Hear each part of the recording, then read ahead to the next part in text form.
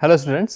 So last classes में हमने देखा था हमारा ट्रांसफार्मर और डीसी मशीन का पार्ट है ना। डीसी मशीन को हमने देखा, उसका कंस्ट्रक्शन फीचर्स क्या होते हैं, वर्किंग प्रिंसिपल क्या होता है, और उसके अलावा उनके एप्लीकेशन पार्ट में हमने देखा, उसका क्लासिफिकेशन देखा, कितने तरीके से हम डीसी मशीन्स को डिवाइड करते हैं अलग अलग पार्ट में। दो तरह की वाइंडिंग होती है, field winding and armature winding. दोनों क्या क्या रोल प्ले करते हैं वहाँ पे, किस तरह से आउटपुट मिलेगा, इनपुट मिलेगा, और स्पीड कैरेक्टरिस्टिक्स भी हमने देखी थी, जो हमारे बेसिक सिलेबस का पार्ट था, उसको हमने कंप्लीट किया था। ठीक है, अब इसी के अंदर एक सेकंड पार्ट हम स्टार्ट करते हैं एसी मशीन्स का। ठीक है, एसी मशीन्स में दो चीजें आएंगी। एसी मशीन में हमने देखा था मशीन के कैरेक्टराइजेशन के अंदर कि इंडक्शन मशीन आती है, दूसरी हमारे पास में आती है सिंक्रोनस मशीन। इनको आप क्या बोलोगे, सिंक्रोनस मशीन होगी और असिंक्रोनस मशीन। असिंक्रोनस को ही हम इंडक्शन मशीन बोलते हैं। ठीक है, तो अब इंडक्शन मशीन या अपन बोले सिंक्रोनस मशीन, तो इसके अंदर होता क्या है, हमने ये देखा कि फैराडे का लॉ हमने ये बताया था कि करंट कैरिंग कंडक्टर को मैग्नेटिक फील्ड में रखने में उसमें ईएमएफ इंड्यूस होता है। लेकिन वो ईएमएफ कब इंड्यूस होगा, जब फ्लक्स लिंकिंग होगी। फ्लक्स लिंकिंग कब होगी, जब वो फ्लक्स लाइंस या मैग्नेटिक फ्लक्स लाइंस जो है कंडक्टर के साथ में कट करेगी। अब ये कटिंग या इनके बीच में जो रिलेटिव मोशन है ये कैसे होगा, इसको देखने के हमने दो तरीके देखे थे कि या तो स्टेशनरी कंडक्टर हो और मैग्नेटिक फ्लक्स जो हमारे पास में वो रोटेटिंग हो, ये एसी का पार्ट था। या अगर हमारे पास में फ्लक्स स्टेशनरी हो, कंडक्टर रोटिंग हो, ये डीसी का पार्ट था। दोनों स्टेशनरी होंगे तो हमारे पास ट्रांसफार्मर का पार्ट था। तो एसी की बात करें तो यहाँ पे क्या फोकस करना है हमें अब यहाँ पे ये फोकस करना पड़ेगा कि फ्लक्स जो है हमारे पास है ना, मैग्नेटिक फील्ड जो हमारे पास में है वो रोटेटिंग होनी चाहिए, कंडक्टर हमारा स्टेशनरी रहेगा। क्लियर है ये चीज। दूसरा पॉइंट, हमें ये पता है ट्रांसफार्मर स्टैटिक था, डीसी मशीन जो थी वो रोटेटिंग पार्ट में आती थी, और एसी मशीन भी रोटेटिंग पार्ट के अंदर ही आती है।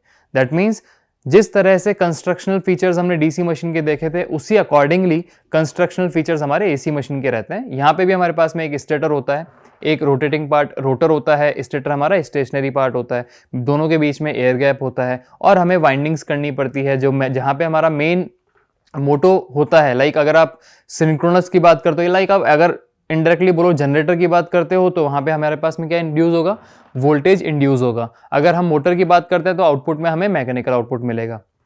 ये चीजें हमने देखनी है। अब इसके अंदर बात ये आती है कि सबसे पहला पॉइंट, जब हम डीसी मशीन की बात कर रहे थे तो हमने ये बोला कि फ्लक्स लाइंस जो है या मैग्नेटिक फील्ड जो है वो कांस्टेंट है, कंडक्टर हमारा रोटेटिंग है जिसको हम प्राइम मूवर से घुमाते हैं। यहां से हमने सारी चीजें स्टार्ट करी थी। अब अगर मैं एसी मशीन की बात करता हूं तो इनको भी यहीं से स्टार्ट करना पड़ेगा। यहां क्या हो रहा है, फ्लक्स लाइंस जो हैं या मैग्नेटिक फील्ड जो है वो आपका रोटेटिंग है, कंडक्टर आपका स्टेशनरी है।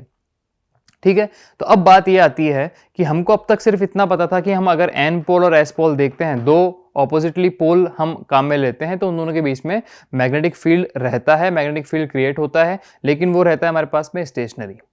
तो हमें करना यह है कि हमें मैग्नेटिक फील्ड को ही घुमाना है सबसे पहले, मतलब उसको रोटेटिंग मैग्नेटिक फील्ड हमें बनाना पड़ेगा। ठीक है, तो नाम क्या होता है हमारे पास में, रोटेटिंग मैग्नेटिक फील्ड। तो सबसे पहले मैं इंडक्शन मशीन या एसी मशीन की थोड़ी सी ब्रीफ आपको इंट्रोडक्शन दे लेता हूं। उसके बाद में हम स्टार्ट करेंगे किस तरह से हम हमारा मैग्नेटिक फील्ड है उसको रोटेट करवा सकते हैं, या वो रोटेटिंग मैग्नेटिक फील्ड हमें किस तरह से मिलेगा, जिसमें स्टेशनरी कंडक्टर अगर रखा है तो ईएमएफ आएगा और बाकी सारे काम होंगे। ओके, सबसे पहले हम बात करते हैं यहाँ पे असिंक्रोनस मशीन्स की। असिंक्रोनस मशीन्स, जिसको हम और क्या बोल सकते हैं, इनको हम बोलते हैं इंडक्शन मशीन। इंडक्शन मशीन, और इसके दो पार्ट होते हैं हमारे पास में।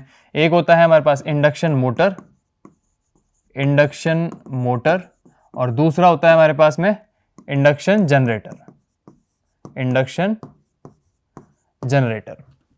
ठीक है, एसी मशीन्स दो तरह की होती हैं, असिंक्रोनस और सिंक्रोनस। अभी सबसे पहले हम असिंक्रोनस मशीन की बात कर रहे हैं, जिसको हम इंडक्शन मशीन भी बोलते हैं। यहां पे हमारे पास इंडक्शन मोटर और इंडक्शन जनरेटर होता है। अब इंडक्शन मोटर और जनरेटर जो है वो हमारे पास में दो तरीके से और डिवाइड हो सकते हैं। हमारे पास में 3 फेज इंडक्शन मशीन हो सकती है, और हमारे पास में सिंगल फेज इंडक्शन मशीन भी हो सकती है। ये इसके टाइप्स रहे एक तरह से।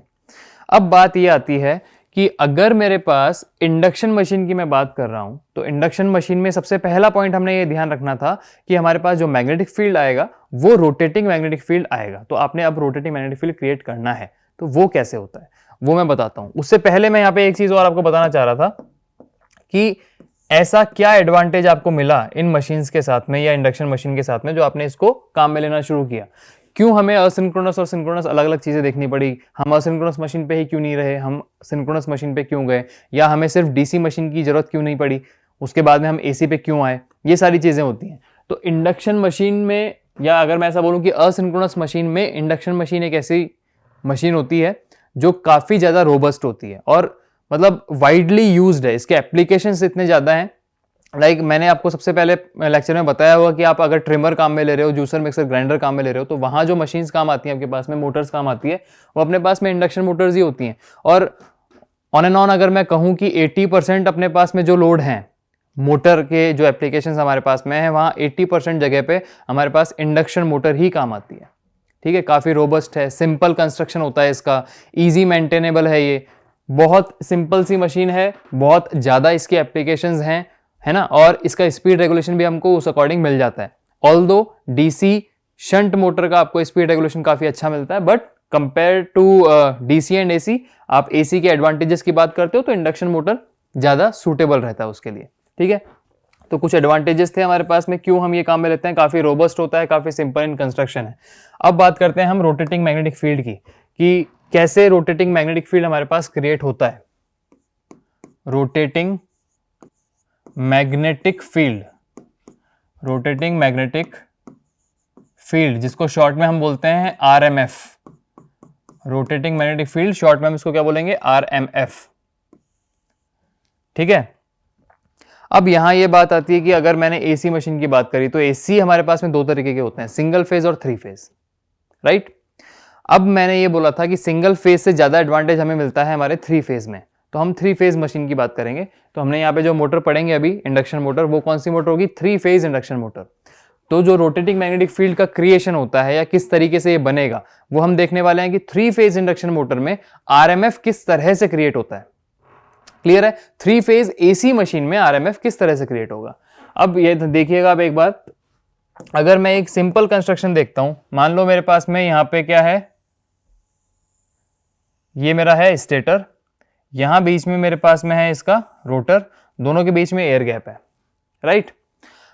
डीसी मशीन में आपने ये देखा होगा कि स्टेटर का क्या काम होता है, स्टेटर में हमारे पास में नंबर ऑफ पोल्स होते हैं, लाइक यहाँ पे आपके पास में एलिवेटेड पोर्शंस हैं, वो हमारे पास में पोल कहलाएंगे, और रोटर के अंदर हमारे पास वाइंडिंग होती है जिसको हम आर्मेचर वाइंडिंग बोलते हैं। बट यहाँ पे हमारे पास में वाइंडिंग जो है, ऑल्दो डीसी मशीन में भी हमारे पास पोल्स के अंदर वाइंडिंग होती थी और रोटर में भी वाइंडिंग होती थी। पोल्स की वाइंडिंग को हम फील्ड वाइंडिंग बोलते थे, रोटर की वाइंडिंग को हम आर्मेचर वाइंडिंग बोलते थे।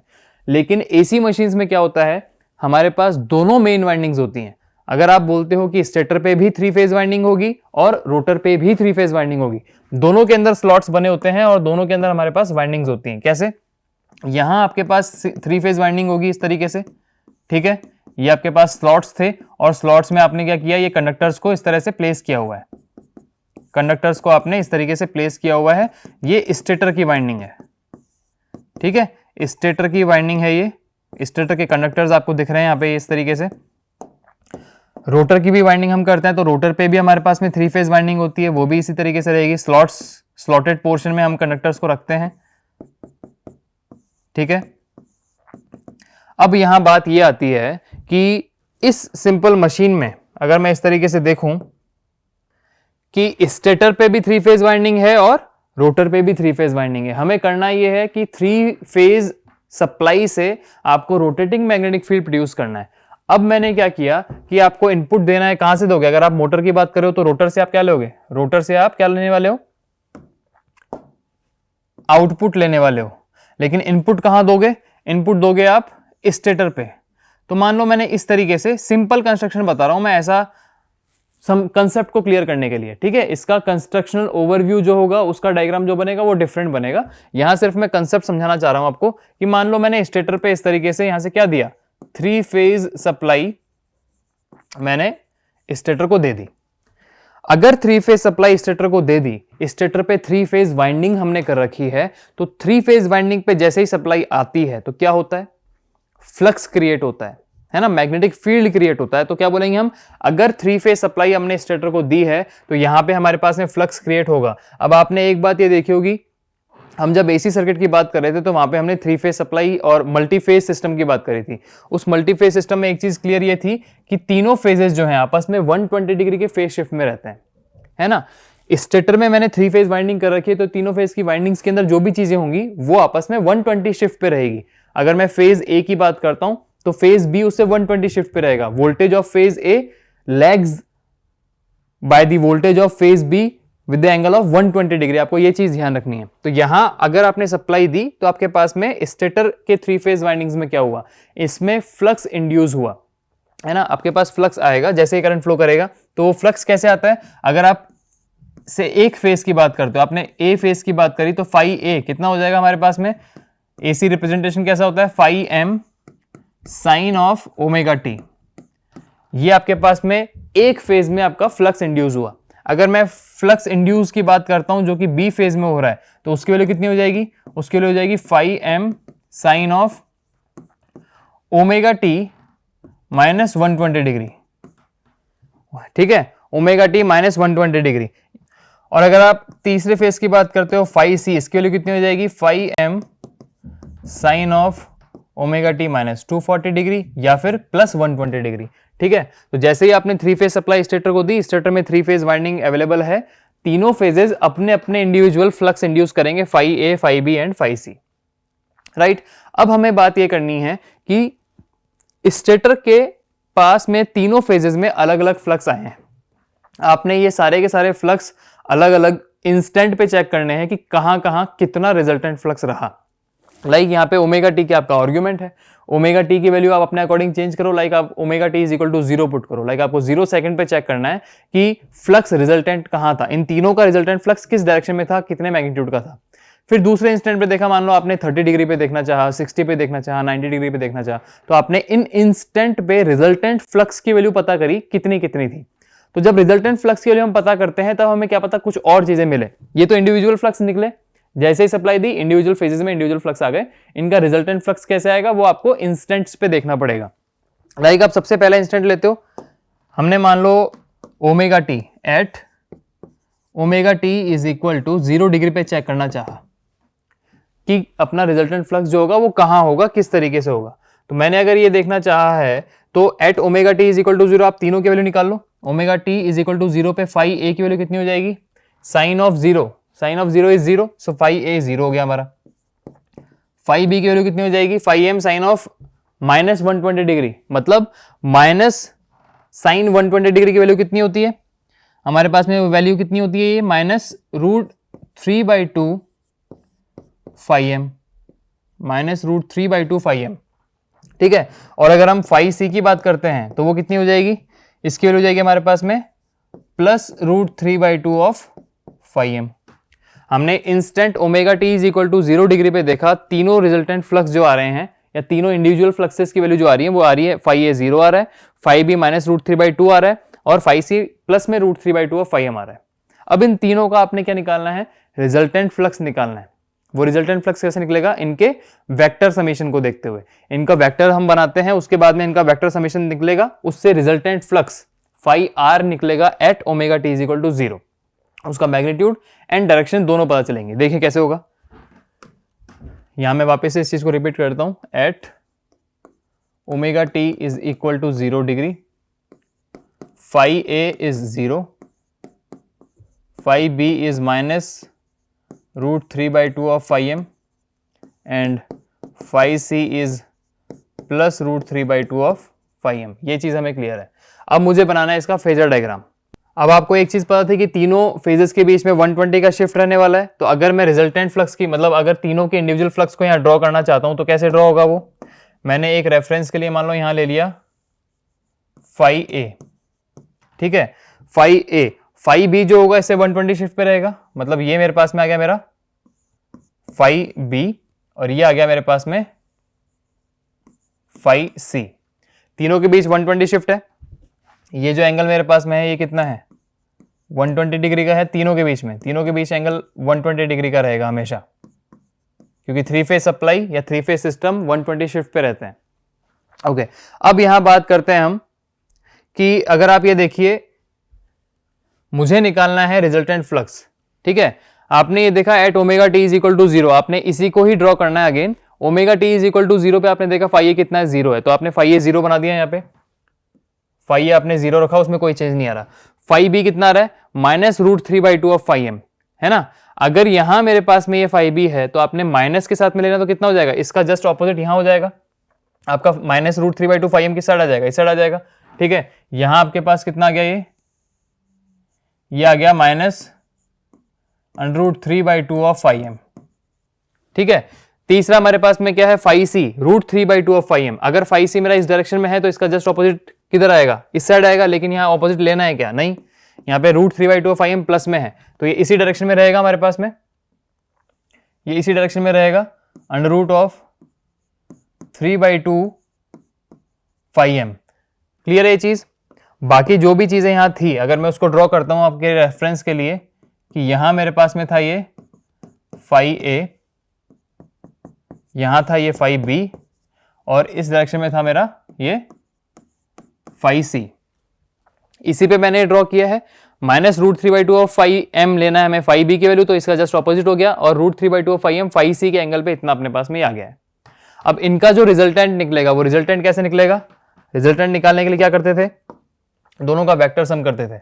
ये अगर -√3/2 मैंने यहां ले लिया और +√3/2 वाला वैल्यू इसके साथ में यहां आ गया, तो रिजल्टेंट अपने पास कहां निकला है, रिजल्टेंट वैल्यू फ्लक्स ही निकली है हमारे पास में इस डायरेक्शन में, ठीक है। अब इस डायरेक्शन में अगर रिजल्टेंट वैल्यू निकली है तो इसका मैग्नीट्यूड कितना होगा, आपको इतना ध्यान रखना है। आप ये देखिए, अगर ये 120 डिग्री है तो ये टोटल एंगल कितना हो जाएगा, अगर ये एंगल्स 120 हैं, देखिएगा यहां पे ये एंगल 120 है, ठीक है, और ये एंगल भी आपका 120 है, और ये एंगल भी 120 है। अगर ये एंगल पूरा 120 है तो 120 के जस्ट ऑपोजिट आपने उठाया, तो ये एंगल कितना हो जाएगा हमारे पास में, यहां पे जो ये एंगल निकलेगा ये कितना हो जाएगा, ये एंगल हो जाएगा 60, 60 का जस्ट हाफ अपने लिया, ये कितना हो जाएगा फिर, ये हो जाएगा हमारे पास में 30 डिग्री, और ये भी हो जाएगा हमारे पास में 30 डिग्री। ये चीज क्लियर हो गई। अब इसके अंदर इसका बचा हमारे पास है मैग्नीट्यूड, तो मैग्नीट्यूड देखने के लिए क्या करेंगे, मैग्नीट्यूड देखने के लिए हमने ये किया कि सबसे पहली बात तो आपने ये देखी कि जो रिजल्टेंट फ्लक्स आपके पास में निकला है, वो रिजल्टेंट फ्लक्स आपके फाइव ए से कितने एंगल पे है, फाइव ए से ये आपके पास में है 30 + 60, दिस इज योर 30, और ये अपना पास बचा 60, तो ये एक तरह से 90 डिग्री पे है, ठीक है। ये आपके पास में 90 डिग्री पे फ्लक्स आया पहला, at omega T is equal to 0 degree. रही बात इसके मैग्नीट्यूड की, तो उसको देखिए कैसे निकालेंगे।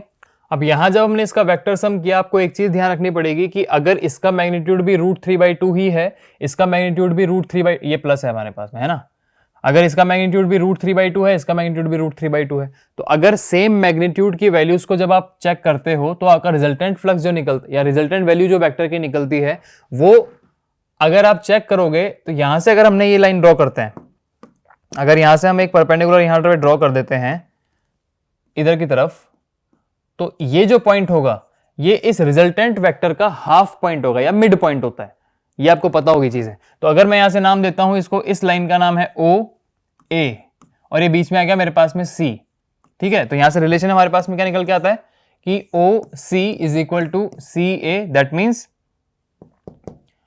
OC इज इक्वल टू, या आप क्या बोलोगे, इसको ओवरऑल निकालना चाहोगे तो OA is equal to twice of OC, OA is equal to twice of OC, ठीक है, OA is equal to twice of OC। तो आपने क्या करना है अब यहां पे, अगर आपको OA की पूरी मैग्नीट्यूड चाहिए या वैल्यू चाहिए, कितने वैल्यू का आपके पास में ये वेक्टर आया है, तो आपने OC निकालना पड़ेगा। अब इस OC को निकालने के लिए आपको ये पता है कि ये एंगल 30 डिग्री है, इस लेंथ की आपको वैल्यू पता है √3/2 ऑफ फाइव एम है, ठीक है। उसके बाद में आपने अगर OC निकालना है तो आप सिंपल ट्रिग्नोमेट्रिक इक्वेशंस काम में लेके निकाल सकते हो। जब आप वो वैल्यूज निकालोगे तो मैं आपको डायरेक्ट वैल्यू बता रहा हूं कितनी आएगी, आपके पास OC की वैल्यू जो आएगी वो आएगी √3/4 ऑफ 5m। ये जो OC है इसकी वैल्यू आएगी √3/4 ऑफ 5m। अब जब OC से ट्वाइस है आपका OA, तो रिजल्टेंट OA कितना हो जाएगा, रिजल्टेंट OA आपका आ जाएगा ट्वाइस ऑफ √3/4 ऑफ 5m। ये 2 से ही कैंसिल आउट हो गया, अपने पास में क्या बच गया 1.5 टाइम्स ऑफ 5m, ठीक है। ये आपका रिजल्टेंट फ्लक्स आया है at omega T is equal to 0। Clear है ये चीज। इसी तरीके से हमें हर इंस्टेंट पे ये चीज चेक करनी है। लाइक आप अभी omega T is equal to 0 पे चेक किया है, आप omega T is equal to 30 पे चेक करो। मैं एक बार वापस सारी चीजें बता दूंगा आपको। यहां देखिए, इसको रिवाइज करते हैं। At omega T is equal to 0 पे आपने फाई ए की वैल्यू पुट की, कितना हुआ 0, फाई बी इतना आ गया, फाई सी अपने पास इतना आ गया। हमने सिंपल एक वेक्टर डायग्राम देखा है इसका, या फेजर डायग्राम देखा है। यहाँ पे इस फेजर डायग्राम में हमें ये वैल्यूज पुट करनी है। हमने देख लिया कि फाई ए 0 है तो उसकी वैल्यू कुछ भी नहीं आई, फाई बी की वैल्यू है -√3/2 फाई एम, सो इसका ऑपोजिट डायरेक्शन में आ गया ये √3/2 ऑफ फाई एम, और फाई सी की वैल्यू पॉजिटिव हाफ में ही है तो ये +√3/2 फाई एम। तो हमें इन दोनों वेक्टर्स का वेक्टर एडिशन करना था, वो हमने देखा कितना आया ओ ए। जब हमने यहां से एक परपेंडिकुलर ड्रॉ किया है तो ओ सी जो होता है, या फिर सी जो है वो मिड पॉइंट होगा इस ओ ए का, तो हमने ओ सी के लेंथ निकाली, वो निकल के आई हमारे पास √3/4 of phi M.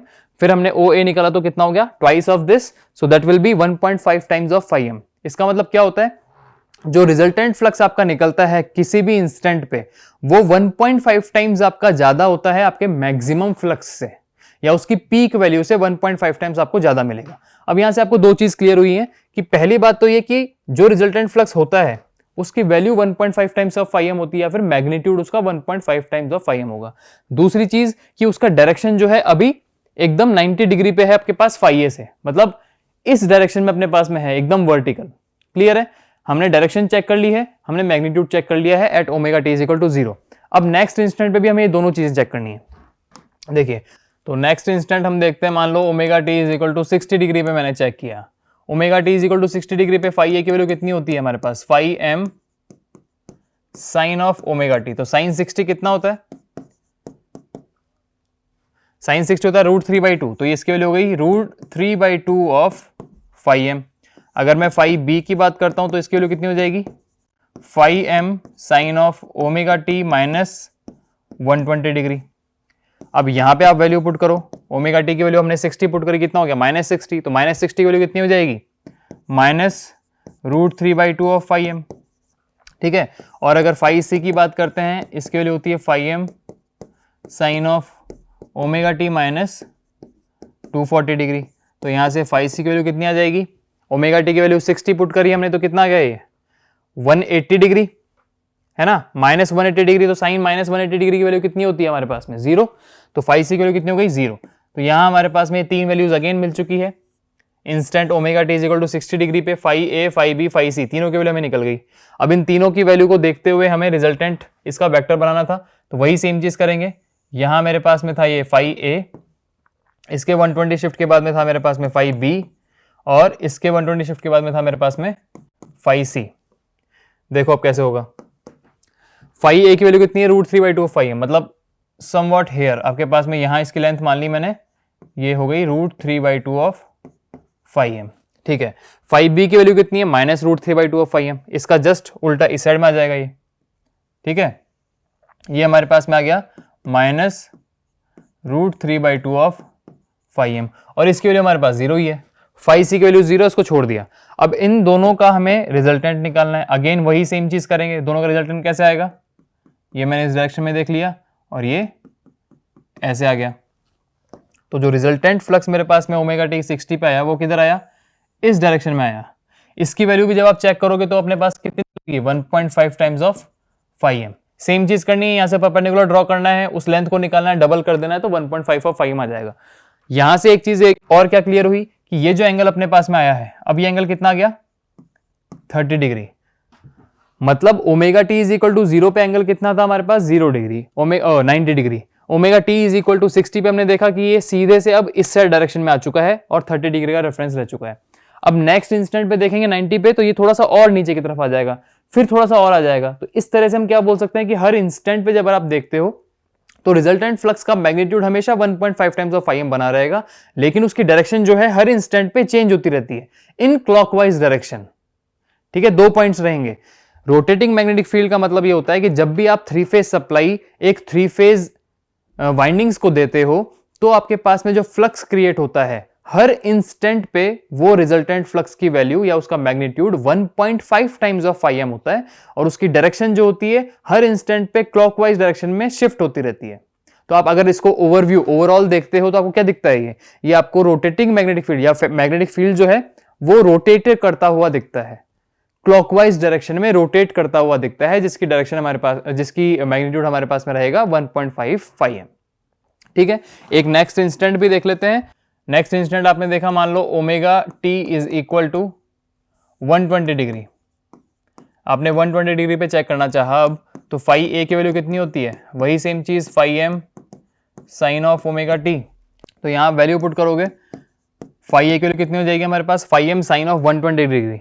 Sine of 120 degree की वैल्यू कितनी होती है, √3/2 ऑफ फाई एम। ठीक है, फाई बी, जब इसको सॉल्व करोगे तो फाई बी की वैल्यू कितनी आएगी हमारे पास में 0, और फाई सी की वैल्यू कितनी आएगी, -√3/2 ऑफ फाई एम।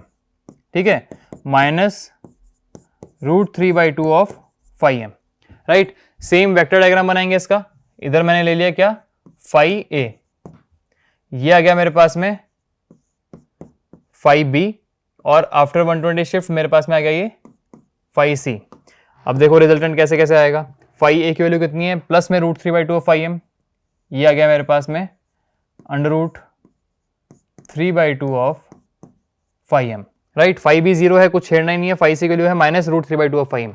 फाई सी यहाँ है, इसका रिजल्टेंट किधर आ जाएगा, नीचे यहाँ आ जाएगा। ये हो गया मेरे पास में -√3/2 ऑफ फाई एम। दोनों का रिजल्टेंट देखना है, वही सेम चीज करनी पड़ेगी। ये इधर की तरफ आ गया और ये मैंने इधर ड्रॉ कर दिया, तो रिजल्टेंट फ्लक्स किधर आ गया मेरा, यहां पे। ये आ गया मेरे पास में 1.5 टाइम्स ऑफ फाई एम। अब आपने क्या देखा, सबसे पहले इंस्टेंट पे आपको एकदम 90 डिग्री पे दिख रहा था, फिर 30 डिग्री पे दिखा, फिर और नीचे आ गया। अब जब आप नेक्स्ट इंस्टेंट पे देखोगे तो आपके पास में और आगे आ जाएगा। दैट मीन्स अगर आप रिजल्टेंटली देखना चाहोगे तो फ्लक्स आपका कैसे फ्लो कर रहा है, आपका रिजल्टेंट फ्लक्स, यहां देखिए मैं एक सिंगल डायग्राम में बताता हूं आपको कि अगर मैंने यहां देखा है ये 1.5 फाई एम निकला है at omega T is equal to 0 पे। ये सारे इंस्टेंट आप देख लो एक बार, 1.5 फाई एम यहाँ पे आ जाएगा। दूसरा हमारे पास में 1.5 फाई एम इस डायरेक्शन में आया था। तीसरा हमारे पास 1.5 फाई एम इस डायरेक्शन में आया है। नेक्स्ट हमारे पास में 1.5 फाई एम इस डायरेक्शन में आएगा, देन इधर आएगा, फिर इधर आएगा।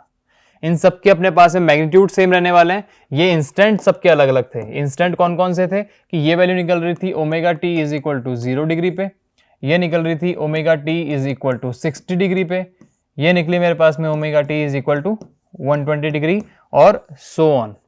तो आपको दो चीजें यहां पे से क्लियर हो चुकी है। पहला पॉइंट क्या है कि रोटेटिंग मैग्नेटिक फील्ड मिलता है आपको, रोटेटिंग मैग्नेटिक फील्ड क्रिएट होता है आपका with the help of 3 phase supply and 3 phase winding. With the help of 3 phase supply and 3 phase winding आपको रोटेटिंग मैग्नेटिक फील्ड, या जिसको आप आरएमएफ बोलते हो, वो मिलता है आपको। ठीक है, यहां से दूसरा पॉइंट आप क्या लिख सकते हो कि मैग्नीट्यूड जो होता है, magnitude of RMF is equal to 1.5 of phi m. ठीक है, और the direction of rotation, direction of rotation जो रहता है इसका, वो क्या रहेगा, क्लॉकवाइज। डायरेक्शन ऑफ रोटेशन क्या रहेगा आपके RMF का, क्लॉकवाइज रहेगा। उसका मैग्नीट्यूड कितना रहेगा, 1.5 टाइम्स ऑफ फाई एम, जबकि उसका डायरेक्शन ऑफ रोटेशन रहेगा हमेशा क्लॉकवाइज।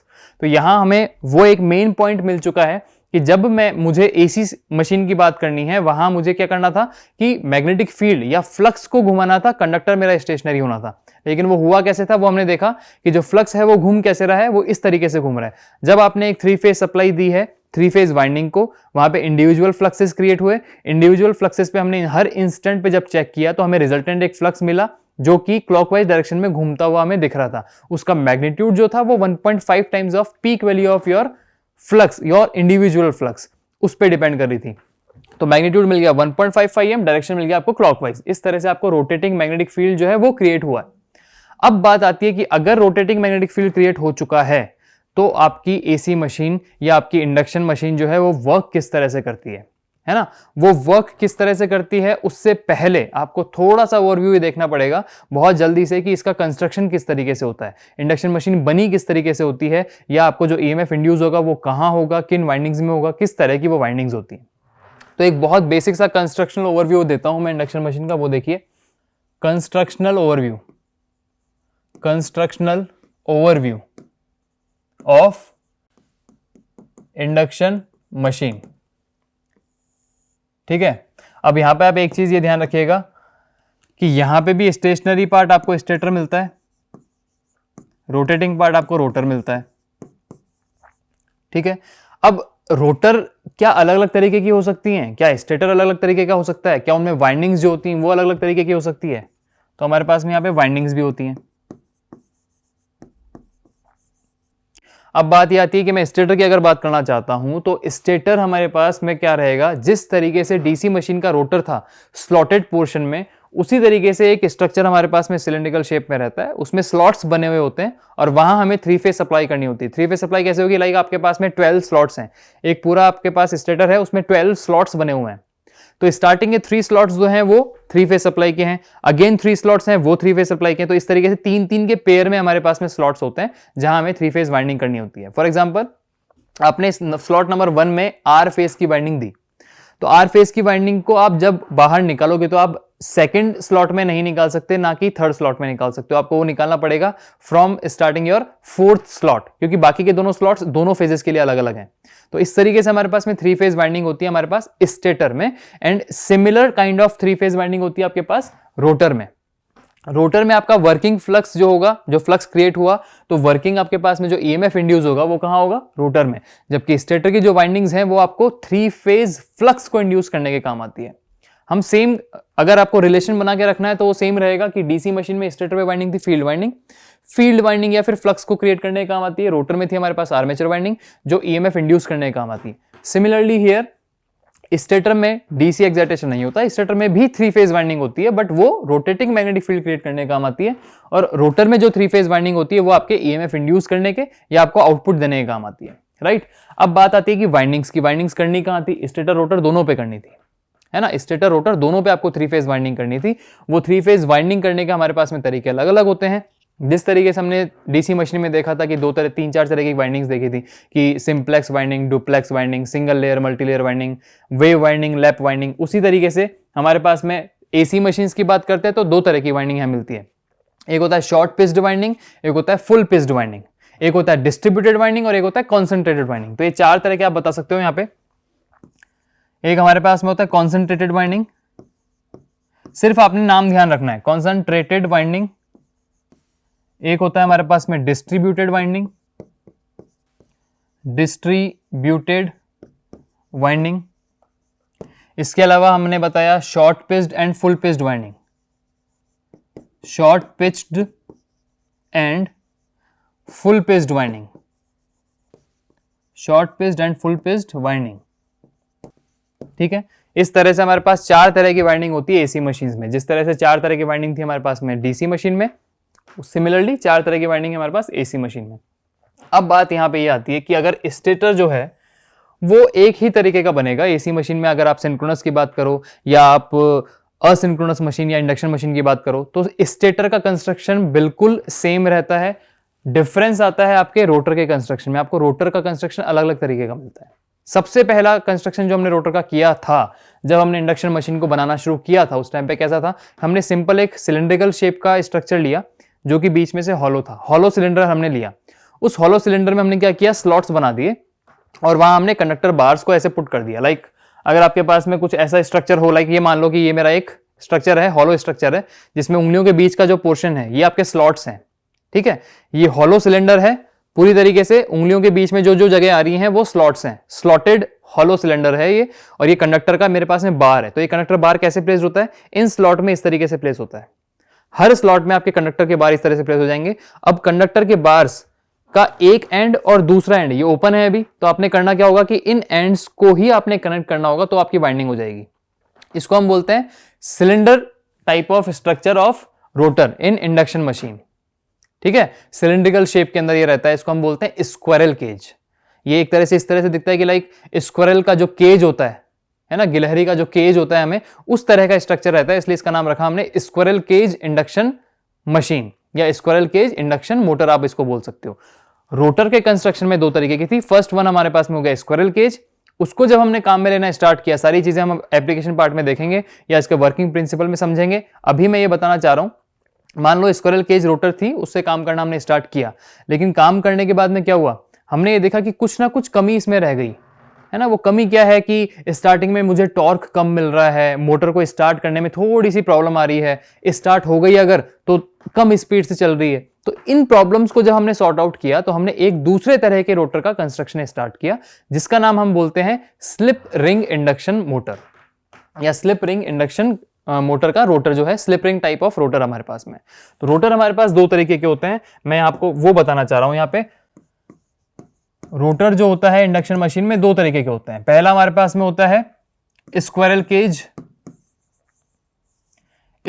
केज इंडक्शन मोटर, और दूसरा होता है हमारे पास में स्लिप रिंग इंडक्शन मोटर। ठीक है, एक होता है स्क्विरल केज, एक होता है हमारे पास में slip ring induction motor. Squirrel cage is the basic type of rotor in induction machines. इसमें कुछ कमियां थी, वो कमियां मैंने जैसे आपको बताई कि इसका टॉर्क आपको स्टार्टिंग में कम मिलता है, इसके अंदर आपको ना टॉर्क बढ़ाने के लिए, स्पीड को कंट्रोल करने के लिए कुछ ना कुछ चेंजेस करने पड़ते हैं। अब आप जब स्पीड और इन सब का रिलेशन देखोगे तो उसमें ओवरव्यू लास्ट में मैं आपको कंक्लूजन बताता हूं कि वो जो स्पीड एक्चुअली स्टार्टिंग है या स्टार्टिंग टॉर्क जो है वो आपके रोटर के रेजिस्टेंस पे डिपेंड करता है, कि जो रोटर में वाइंडिंग्स हमने कर रखी है ना, उनका रेजिस्टेंस अगर बढ़ जाए तो स्टार्टिंग में आपको टॉर्क ज्यादा मिल जाएगा। लेकिन ऐसा कुछ होना चाहिए कि रेजिस्टेंस बढ़ा के आपने स्टार्टिंग में स्पीड तो बढ़ा ली, लेकिन अगर वो रेजिस्टेंस वहां बना रहा in the running motion as well, तो आपको कुछ ना कुछ लॉसेस भी उठाने पड़ेंगे। तो हमें फायदा भी चाहिए लेकिन हम अपना नुकसान नहीं कराना चाहते। सिंपल कंस्ट्रक्शन में ऐसा होता है कि आपको लॉसेस ज्यादा नहीं होंगे लेकिन स्टार्टिंग में स्पीड कम मिलेगी। अगर वो चाहिए तो काम बना हुआ है, उसमें कोई चेंज करने की जरूरत नहीं है। आप squirrel cage type of induction machine काम में लो, आपका काम हो जाएगा। लेकिन आप ये बोलते हो कि मुझे स्टार्टिंग में क्या है कि हाई स्पीड चाहिए, मुझे टॉर्क ना स्टार्टिंग में ही बहुत तेज चाहिए। अगर आपको जैसे आपने मोटर ऑन की वो एकदम से अपनी नॉर्मल स्पीड में घूमनी चाहिए। अगर ऐसा करना है तो स्टार्टिंग में टॉर्क बढ़ाना पड़ेगा। सिंस स्टार्टिंग का टॉर्क जो है रोटर के रेजिस्टेंस पे डिपेंड करता है। रोटर का रेजिस्टेंस मान लो आपने स्टार्टिंग में बढ़ाना चाहा कि आपने जो कंडक्टर बार्स रखे हैं उनका ही रेजिस्टेंस आपने ज्यादा करके रख दिया, लेकिन इससे एक फायदा तो मिल जाएगा लेकिन बाकी आपका नुकसान हो जाएगा। फायदा मिल जाएगा कि स्टार्टिंग में आपका टॉर्क हाई हो जाएगा, लेकिन नुकसान ये रहेगा कि रनिंग मोशन में आपके पास लॉसेज ही बहुत ज्यादा हो जाएंगे, तो ये भी सूटेबल नहीं रहा। तो हम इस तरह का कोई कंस्ट्रक्शन देखते हैं जिसमें ऐसा कुछ हम बनाएं कि जब मोटर स्टार्ट हो रही है उस टाइम पे रोटर में रेजिस्टेंस कनेक्ट हो जाए, और जब मोटर जो है हमारी घूमने लग जाएगी तो उस टाइम पे वो जो हमारे पास रेजिस्टेंस लगाए हैं वो वहां से डिस्कनेक्ट हो जाए। तो मान लो मेरे पास में इंडक्शन मोटर का ये शाफ्ट बाहर निकल रहा है ना, रोटर की तरफ से बाहर निकलता है और ये ऐसे घूम रहा है, ये इस तरीके से घूम रहा है, इस डायरेक्शन में ये घूम रहा है। इसके अंदर अगर मैं ऐसा कोई कंस्ट्रक्शन क्रिएट करूं कि एक्सटर्नल रेजिस्टेंस को यहां इस तरह से लगाया जाए कि स्टार्टिंग टाइम पे जब मोटर को मैं स्टार्ट कर रहा हूं तो वो रेजिस्टेंस यहां कनेक्ट हो जाए, रोटर का रेजिस्टेंस बढ़ जाएगा, आपका स्टार्टिंग टॉर्क आपको ज्यादा मिल जाएगा, आपका काम सॉल्व हुआ। जैसे ही काम आपका सॉल्व हुआ आपने यहां से उसको डिस्कनेक्ट कर दिया, रेजिस्टेंस आपके बाहर हो गए। रोटर के कंस्ट्रक्शन के अंदर आपको सिर्फ इतना सा चेंज करना है। तो हम ये बोलते हैं कि ऐसा कोई एक डिवाइस हमें यहां कनेक्ट करना पड़ेगा जो हमें स्लाइडिंग कॉन्टैक्ट दे। डीसी मशीन में जो स्लाइडिंग कॉन्टैक्ट मिलता है आपको वो मिलता है ब्रशेस के थ्रू। एसी मशीन में जो आपको स्लाइडिंग कॉन्टैक्ट मिलता है वो आपको मिलता है स्लिप रिंग्स के थ्रू, क्योंकि आपको 3 फेज मशीन में हर फेज में अलग अलग रेजिस्टेंस कनेक्ट करने पड़ेंगे। तो आप ब्रशेस 3 अलग लगाने की जगह हम स्लिप रिंग लगाते हैं 3 स्लिप रिंग इस तरह से राउंड सर्कल टाइप की होती है। वो ये रोटर है, रोटर में हमने 3 सर्कल्स ऐसे कनेक्ट कर दी, उनको हम बोलते हैं स्लिप रिंग्स। वो स्लाइडिंग कॉन्टैक्ट देता है आपको, ठीक है। वहां से हमने स्टेशनरी 3 फेज में अलग अलग रेजिस्टेंसेस कनेक्ट कर दिए हैं जो कि वेरिएबल है। अपने अकॉर्डिंग हम उसको रियोस्टेट के थ्रू ऐसे चेंज कर सकते हैं, कम ज्यादा कर सकते हैं।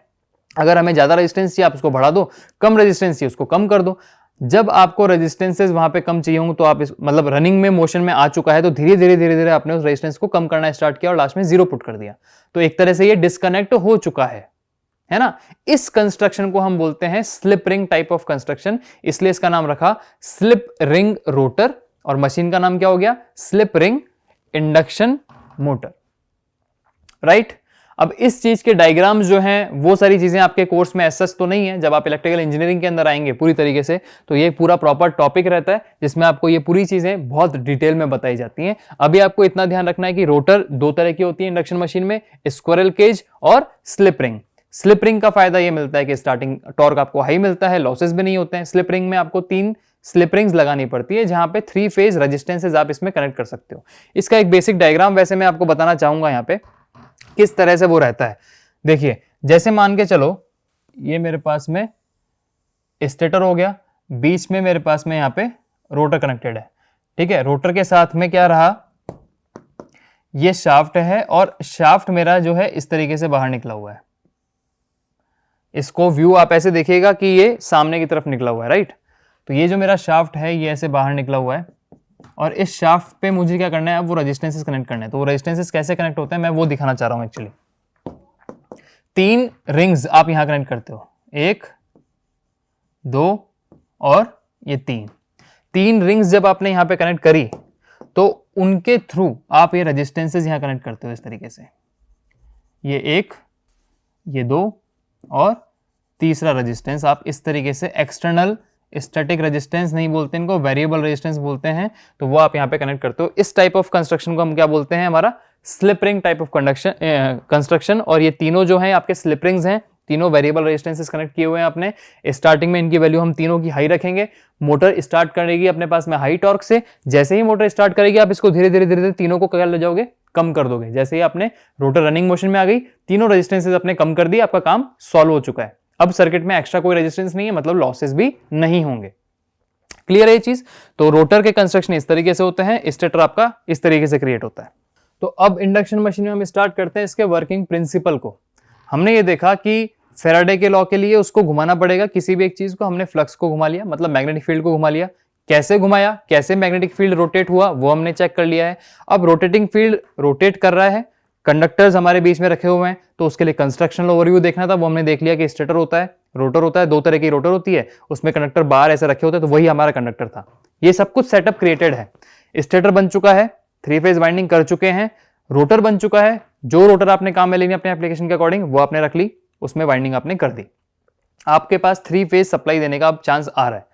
अब हम ये देखेंगे कि आपने 3 फेज सप्लाई दी, आपके पास में रोटेटिंग मैग्नेटिक फील्ड आया एयर गैप में, इस कंडक्टर को एक कट कर रहा है, तो इसका वर्किंग कैसे हो रही है, अब आगे प्रोसेस कैसे होगा ये चीजें, तो इसको हम बोलेंगे working principle of induction machine. तो वो देखना अब इंपॉर्टेंट है। तो यहां नेक्स्ट टॉपिक हमारे पास में है working principle, working principle of induction machine, working principle of induction machine. मैं शॉर्ट में हमेशा इसको IM लिख रहा हूं, आप ध्यान रखिएगा। IM शॉर्ट में क्या बोलेंगे इसको, इंडक्शन मोटर या इंडक्शन मशीन बोल सकते हो आप, इंडक्शन मोटर बोलिएगा, ठीक है। तो working principle of induction machine या इंडक्शन मोटर क्या होता है, देखिए उसको समझाने के लिए मैं वही बेसिक डायग्राम आपके पास यहां बनाता हूं फिर से। ये मेरा स्टेटर हो गया, ये मेरा रोटर हो गया। स्टेटर पे भी वाइंडिंग कर रखी है और रोटर पे भी वाइंडिंग कर रखी है। वही सेम चीज अगर मैं यहां बनाता हूं, स्टेटर पे मैंने ये 3 फेज वाइंडिंग कर दी, कितने हो गए, 1, तो आपको एक्स्ट्रा बनाने पड़ेंगे क्योंकि 3 फेज है ना, तो ये 3 फेज एक सेटअप में हो गया, ये 3 फेज एक सेटअप में हो गए, ये 3 एक सेटअप में हो गए, और मान लो ये 3 एक सेटअप में हो गए। तो 1 2 3 4 आपके पास में है, मतलब आपके पास पोल्स बनेंगे कितने, 4 पोल्स बनेंगे। यहाँ पे पोल्स भी आपने चेक करने थे कितने बनने चाहिए थे। तो स्टेटर की वाइंडिंग हो गई। सिमिलरली आपके पास में रोटर की वाइंडिंग हो जाएगी यहाँ पे 3 6 9 12, ये आपके पास में रोटर की वाइंडिंग होगी। अब आपने क्या किया, ये सारी चीजें आपने बना ली, स्टेटर बना चुके हैं, वाइंडिंग कर चुके हैं, रोटर बना ली, रोटर में वाइंडिंग कर दी। अब आपने 3 फेज सप्लाई यहां से दी, ठीक है। स्टेटर पे आप सप्लाई इनपुट दोगे, रोटर से आप आउटपुट कलेक्ट करोगे। यहां से आपने 3 फेज सप्लाई देना स्टार्ट कर दिया। जैसे ही आपने 3 फेज सप्लाई देना स्टार्ट किया, आपको मैंने बताया था कि सप्लाई देते ही 3 फेज वाइंडिंग के थ्रू आपके पास में फ्लक्स इंड्यूस होगा इन वाइंडिंग्स के अंदर इंडिविजुअली। रिजल्टेंटली हम बात करते हैं तो उसका मैग्नीट्यूड आता है 1.5 φm मैग्नीट्यूड का एक फ्लक्स आपके पास में इंड्यूस होगा, जो कि क्लॉकवाइज डायरेक्शन में रोटेट करेगा। तो यहां अगर मैं उसे क्लॉकवाइज डायरेक्शन में रोटेट करवाता हूं तो कैसे होगा वो, इस एयर गैप में आपके पास में सप्लाई देते ही इस डायरेक्शन में आपके पास फ्लक्स फ्लो करेगा, जिसकी वैल्यू है 1.5 φm। क्लॉकवाइज डायरेक्शन में वो रोटेट करेगा इन दिस एयर गैप। यहां तक चीज क्लियर है। अब इसके आगे स्टार्ट करते हैं, मेन प्रोसेस अब स्टार्ट होगा यहां से। अब यहां बहुत ध्यान से देखिएगा, रोटर आपका स्टेशनरी है, हम इसको अभी घुमा नहीं रहे हैं, ये आपके पास में स्टेशनरी वहां एयर गैप में रखा हुआ है। आपके पास फ्लक्स जो है या फील्ड लाइंस जो है वो घूम रही है, वो रोटेटिंग है। अगर कंडक्टर, मैं सिंगल कंडक्टर की बात करता हूं, ये मेरे पास पूरा रोटर था, इस रोटर में यहां कंडक्टर रखा हुआ है, तो मैं इस सिंगल कंडक्टर की बात कर रहा हूं अभी। इस एयर गैप में आपका जो फ्लक्स है वो घूम रहा है, ठीक है। फ्लक्स घूम रहा है, बार बार वो इसको टच करता हुआ निकल रहा है या इसको कट करता हुआ निकल रहा है। जैसे ही इसके बीच में ये रिलेटिव मोशन हो रहा है या इनका जो कटिंग हो रही है, फ्लक्स आपका लिंक कर रहा है आपके कंडक्टर के साथ। फैराडे ने क्या बोला, जहां जहां आपका कंडक्टर फ्लक्स के साथ लिंक कर जाएगा, कट जहां जहां हो जाएगा, उसमें ईएमएफ इंड्यूस हो जाएगा, ठीक है।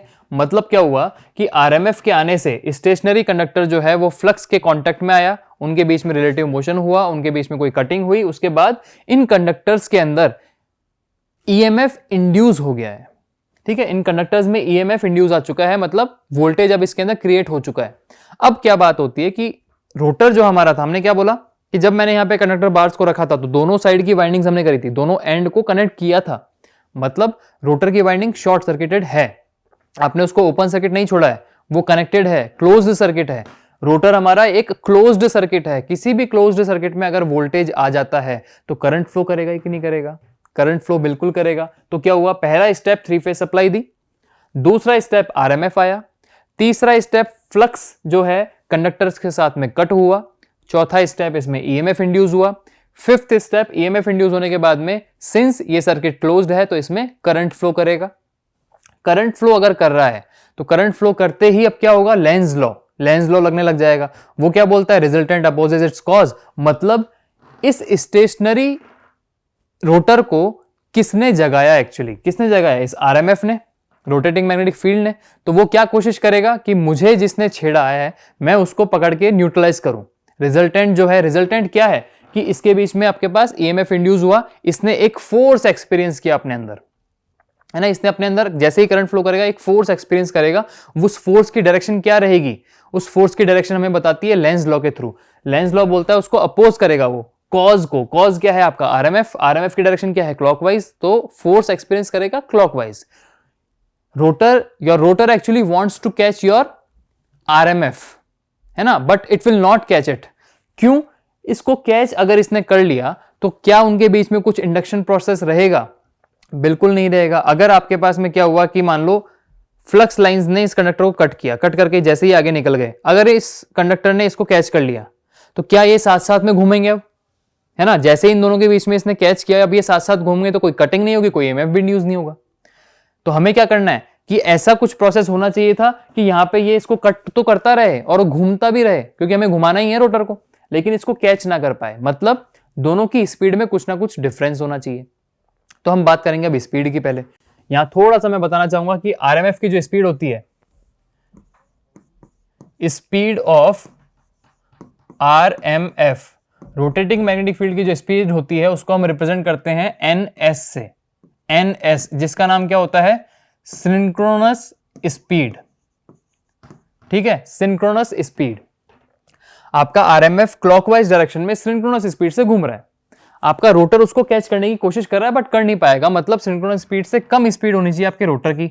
तो स्पीड ऑफ रोटर जो होती है वो रहेगी हमारी एन, हम उसको रिप्रेजेंट करेंगे एन से।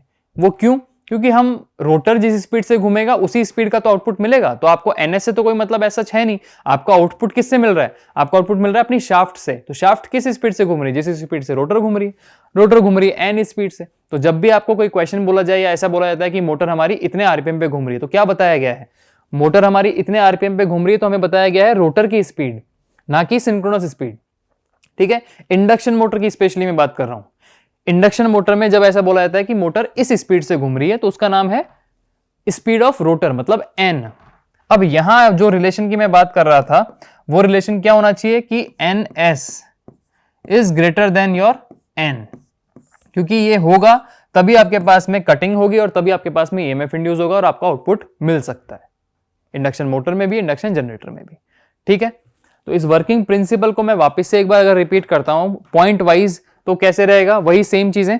पहला पॉइंट 3 फेज सप्लाई दी, दूसरा point 3 phase supply 3 phase winding में देने पे फ्लक्स आया, फ्लक्स 1.5 φm मैग्नीट्यूड से क्लॉकवाइज डायरेक्शन में घूम रहा है। थर्ड पॉइंट, जब RMF इस डायरेक्शन में घूम रहा है तो कुछ ना कुछ कटिंग हो रही है स्टेशनरी कंडक्टर्स के साथ में, तो क्या होगा, EMF इंड्यूस होगा। फोर्थ पॉइंट, जब EMF इंड्यूस हो चुका है तो करंट फ्लो करेगा। फिफ्थ पॉइंट, करंट फ्लो कर रहा है तो वो अपने अंदर एक फोर्स एक्सपीरियंस करेगा जिससे वो उसको कैच कर पाए, उसको अपोज कर पाए या उसको बंद कर पाए, लेकिन ऐसा होगा नहीं। तो जब इसने एक फोर्स एक्सपीरियंस किया तो फोर्स सेम क्लॉकवाइज डायरेक्शन में ही घूमेगा, तो क्लॉकवाइज डायरेक्शन में आपका रोटर घूमने लग गया। आपको यही तो चाहिए था लास्ट में, आपका आउटपुट पे क्या चाहिए, मोटर जो है वो घूमनी चाहिए, तो वो इस तरीके से मैग्नेटिक मूवमेंट के थ्रू वो अब घूम रही है। ठीक है, वो EMF इंड्यूस हुआ, करंट फ्लो किया, फोर्स उसने एक्सपीरियंस किया, तो वो उस फोर्स के थ्रू या उस टॉर्क के थ्रू अब ये घूम रही है। रोटर जो है आपकी अब सेम क्लॉकवाइज डायरेक्शन में ही घूम रही है।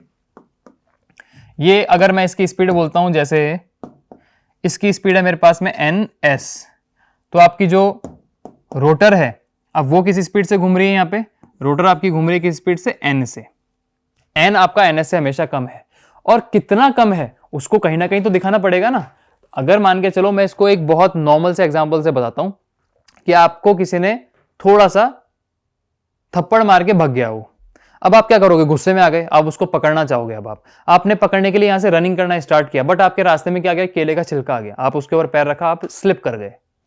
सिर्फ उस केले के छिलके की वजह से आप उसको नहीं पकड़ पाए, अदरवाइज आप उसको पकड़ लेते, है ना। तो जो डिफरेंस स्पीड में क्रिएट हुआ किसकी वजह से हुआ, उस केले के छिलके की वजह से नहीं, उस केले के छिलके पे आपका पैर पड़ने की वजह से, मतलब आपके स्लिप करने की वजह से। सेम टेक्निकल टर्म आपने यहां पे बोलनी है कि स्पीड में जो डिफरेंस क्रिएट हुआ है वो स्पीड में डिफरेंस क्रिएट होता है स्लिप की वजह से, कि रोटर जो है वो स्लिप करती है, कुछ मूवमेंट के लिए वो स्लिप करती है। वो स्लिप क्या होती है, the difference in the speed of your synchronous speed and rotor speed.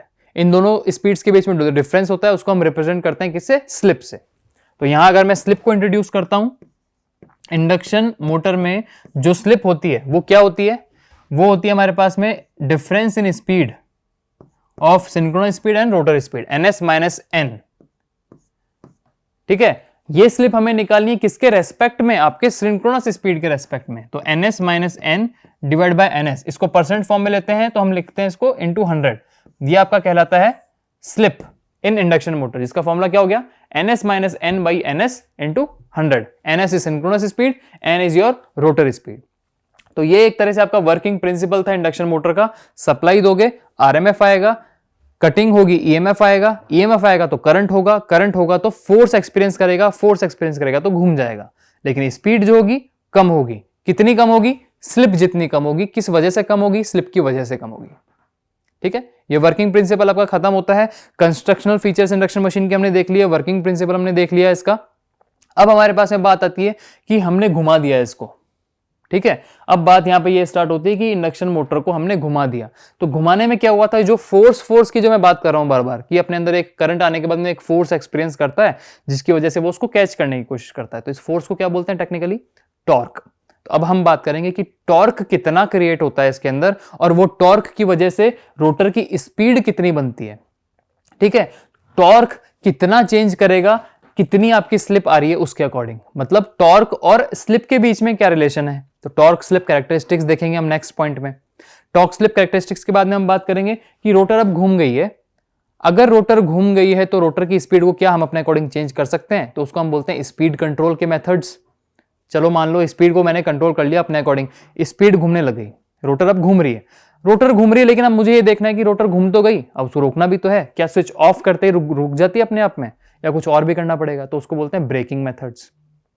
ठीक है, मोटर हमने चला दी, स्टार्ट कर दिया, उसके स्टार्टिंग मेथड्स होते हैं। रोटर को हमने रोटेट कर दिया तो उसके अब स्पीड कंट्रोल के मेथड्स होते हैं। फिर उसको रोकने के लिए उसके ब्रेकिंग के मेथड्स होते हैं। बीच में हमने देखा टॉर्क स्लिप कैरेक्टरिस्टिक्स, तो वो हम स्टार्ट करेंगे नेक्स्ट लेक्चर्स के अंदर। नेक्स्ट लेक्चर में टॉर्क स्लिप कैरेक्टरिस्टिक्स देखेंगे, स्पीड कंट्रोल के मेथड्स देखेंगे, क्योंकि आपके कोर्स में ये दो चीजें ही बेसिकली हैं। ठीक है, थैंक यू।